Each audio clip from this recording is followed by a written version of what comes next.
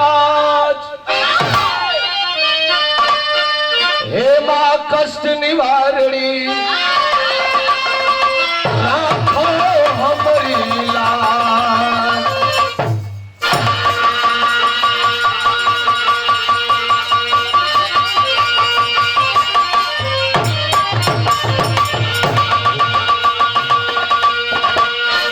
कुल देवन में देवता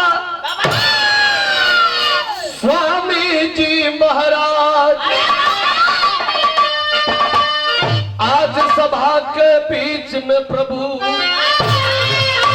राखो हमारी लाज।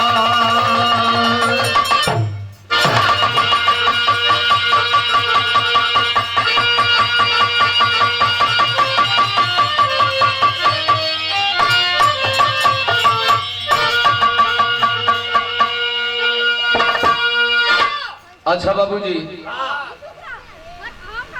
सबसे पहले मैं उस आत्मा को नमन करता हूँ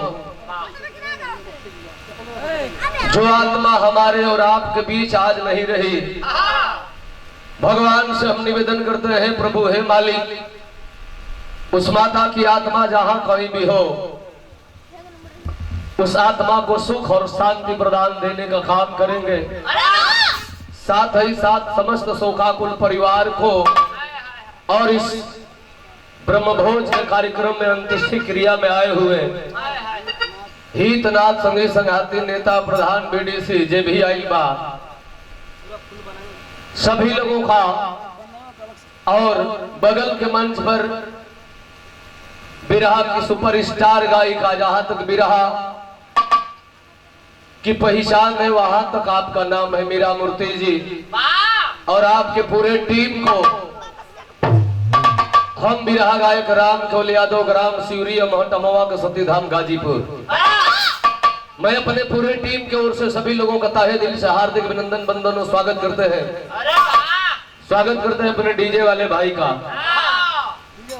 मशीन चुचुरा रही है पहले से, मशीनिया का अर्थिंग दे ले हो भैया, दे दो इसे की हनहना थे पानी गिराओ, स्पार्किंग करते में कहीं अर्थिंग दे दो ना बोली, आर्थिंग दे दो, बोलो तो देखे में फोन हो जाता है, बस हमने के आस दो। और माता रानी के एक छोटी भजन और भजन के बाद एक सामूहिक गीत, उसके बाद नंबर ओवर का मास्टर वंदना के तनी लय बना दो।